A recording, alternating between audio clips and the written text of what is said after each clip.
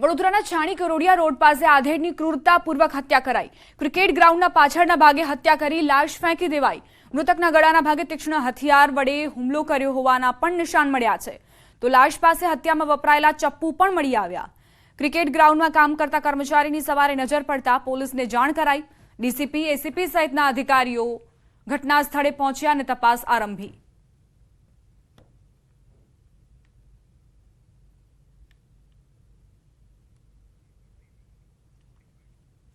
વડોદરાના સોનારગોઈ રોડ પર બનેલ ડિવાઈડર અકસ્માતનું કેન્દ્ર બની ગયું છે। ડિવાઈડર પર સ્ટ્રીટ લાઇટ અથવા તો કોઈ પણ સૂચક ચિહ્ન ન હોવાથી અકસ્માત સર્જાય છે। લાઇટ લગાવવા માટે અનેક વખત રજૂઆત કરવા છતાં કોઈ પણ નિરાકરણ લાવવામાં નથી આવી રહ્યું। સ્થાનિકોનો આક્ષેપ છે કે રાત્રે અહીંથી પસાર થતા સમય કંઈ નથી દેખાતું। આ મામલે વોર્ડ નંબર 9ના કોર્પોરેટરે સામાન્ય સભામાં રજૂઆત પણ કરી છે। અકસ્માત નિવારવા માટે વહેલી તકે કાર્યવાહી કરવા લેખિત રજૂઆત પણ કરી છે। સ્થાનિકોની માંગ છે કે વહેલી તકે નિરાકરણ આવે તો અકસ્માતની ઘટનાઓ બનતા અટકાવી શકાય।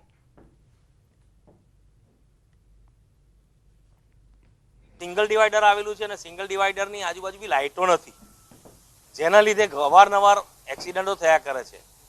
ડિવાઈડર પર સેફટી ફ્રીક્વન્સી જે રેડિયમ પટ્ટી છે, આ છે તે બધું કંઈક લગાવવાનું વ્યવસ્થા કરવી જોઈએ। રાતે અમારે અહીં નીકળવું હોય તો પણ ભય લાગે, કેમ કે ઓવરટેક ના થાય, કેમ કે ડિવાઈડર છે, કંઈ લગાવી બી નહીં એમને, તો કંઈ લગાવવું જોઈએ। 7 થી 8 ગાડી તો અહીં એક્સિડન્ટ થઈ ગયા છે ઓલરેડી। રાતે અંધાર પર લાઇટ બી નહીં, કંઈ બી નહીં, તેમને કંઈ લગાવવું જોઈએ, કાં તો ડિવાઈડર હટાવવું જોઈએ। કોર્પોરેશનમાં લાગે છે અત્યારે। કોર્પોરેશનની પહેલી તો ભૂલે કે સ્ટ્રીટ લાઇટ જ નહીં અહીંયા, પ્લસ કે બમ્પ બનાવવાની જરૂર છે, બમ્પ નહીં બનાવ્યા, કાં તો રોડ મકતો કરો, એટલે અમુક કોર્પોરેશનની બી લાપરવાહી જ છે। કારણ કે એ લોકોને સ્ટ્રીટ લાઇટ મૂકવું જોઈએ। આ ગામ કોર્પોરેશનમાં લીધું તો તમને સુવિધા બધી આપવી જ જોઈએ।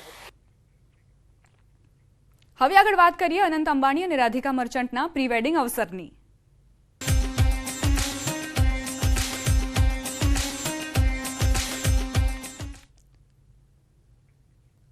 જામનગરમાં અનંત અંબાણી અને રાધિકા મર્ચન્ટના પ્રી વેડિંગ સેરેમનીમાં દેશ વિદેશથી મહેમાનોનું આગમન થઈ રહ્યું છે।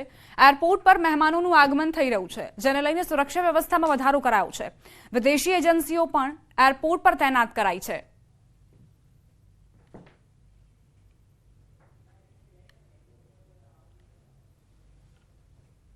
ન માત્ર અંબાણી પરિવાર માટે પરંતુ અંબાણી પરિવારના મહેમાનો માટે પણ સિક્યોરિટી ટાઈટ કરવામાં આવી છે। આપ જામનગરના એરપોર્ટના વિઝ્યુઅલ્સ જોઈ રહ્યા છો। આજે ખાસ કરીને 1 માર્ચ અને અનંત અંબાણી અને રાધિકા મર્ચન્ટનો પ્રી વેડિંગ સેરેમનીનો આજે પહેલો દિવસ કે જ્યાં ખાસ કરીને જામનગર એરપોર્ટ પર સૌથી વધારે વિદેશી મહેમાનો આવશે। સાથે મહેમાનોની લિસ્ટમાં જો વાત કરવામાં આવે તો આજે ક્રિકેટર્સ પણ ઘણા બધા આવનાર છે, સાથે બોલિવૂડ હસ્તીઓ પણ અનેક વ્યક્તિઓ જોવા મળશે। બોલિવૂડના તમામ કલાકારો છે તેઓ આવી શકે તેમ છે। આ શક્યતાઓ વચ્ચે ખાસ કરીને સિક્યોરિટી એજન્સી દ્વારા એરપોર્ટ કોરિડોર છે તેને લોક કરવામાં આવે છે। સાથે આપણે એ પણ જણાવી દઉં કે અહીં ખાસ કરીને વિદેશી મહેમાનો માટે અહીંયા આપણે ખાસ લિસ્ટ ગેસ્ટ લિસ્ટ તો છે, પરંતુ તેની સાથે જે સિક્યોરિટી એજન્સી છે તે વિદેશથી પણ મંગાવવામાં આવી છે। કેમેરા પર્સન અમિત શર્મા કે સાથ દીપિકા કુમાર, ન્યૂઝ 18 ગુજરાતી, જામનગર એરપોર્ટ। જામનગરમાં અંબાણી પરિવારને આંગણે રૂડો અવસર છે, ત્યારે દેશ વિદેશથી મહાનુભાવો પણ ઉપસ્થિત રહેશે। એરપોર્ટ પર વિદેશી મહેમાનોનું સ્વાગત લોક સંગીત અને ગરબાથી કરવામાં આવી રહ્યું છે। પંચમહાલથી આવેલા બહાદુર ગઢવી ટીમ સાથે પરફોર્મન્સ આપશે।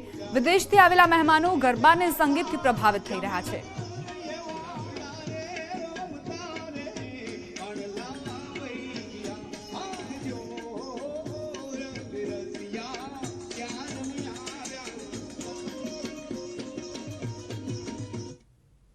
અંબાણી પરિવારના જશ્નનો માહોલ આજથી શરૂ થઈ ચૂક્યો છે। 1 માર્ચે ખાસ કરીને તમામ મહાનુભાવો છે તેઓ આવી રહ્યા છે, વિદેશથી પણ મહેમાનો આવી રહ્યા છે। ત્યારે જામનગર એરપોર્ટ પર વિશેષ તૈયારી સાથે ગુજરાતની ઓળખ એવા ગરબા તો જોવા મળશે, પરંતુ ખાસ કરીને લોક સંગીતનો માહોલ પણ જામ્યો છે।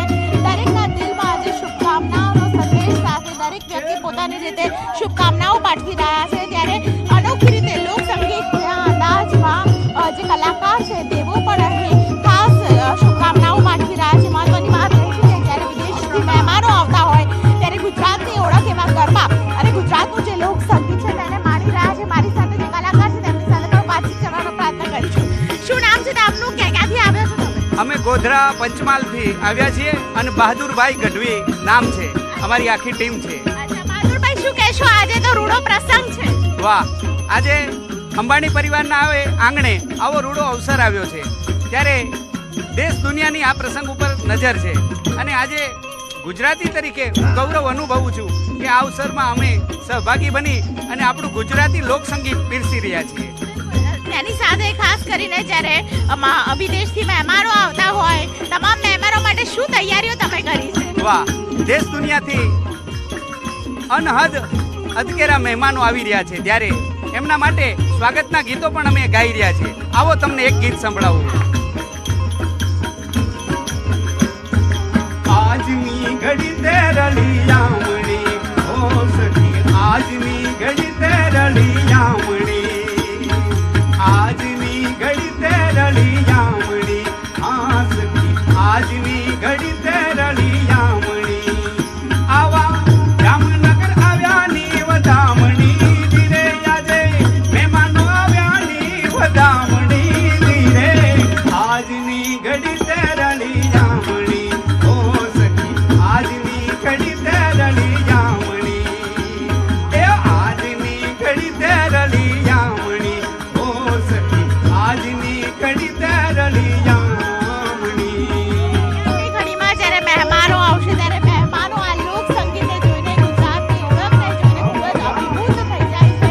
તમામ વિદેશી મહેમાનો સાથે ખાસ કરીને બોલિવૂડના કલાકારો પણ ગુજરાત આવી રહ્યા છે, જામનગર આવી રહ્યા છે અને આજે અનંત અંબાણી રાધિકા મંડળના પ્રી વેડિંગ સેરેમનીમાં તમામ લોકો જોવા મળશે. પરંતુ સૌથી પહેલા તમને આ ગુજરાતની ઓળખ જોવા મળશે કે જ્યાં લોક સંગીત સાથે તમામ કલાકારો છે તે ખાસ કરીને પરફોર્મન્સ આપશે. કેમેરામેન અમિત શર્મા સાથે ન્યૂઝ 18 ગુજરાતી, જામનગર.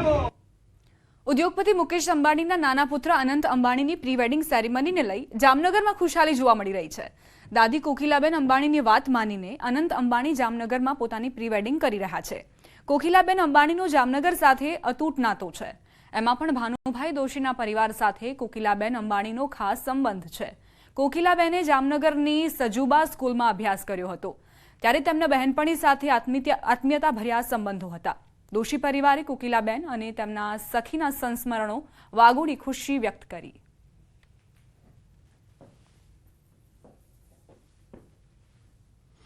આ છોટી કાશી ગણાતા જામનગરનું એવું સ્થળ છે કે જ્યાં અંબાણી પરિવારના મોભી કોકિલાબેન અંબાણીએ શિક્ષણ અને સંસ્કાર મેળવ્યા અને આ જ સંસ્કારોનું સિંચન કર્યું છે તેમને ત્રીજી પેઢીએ.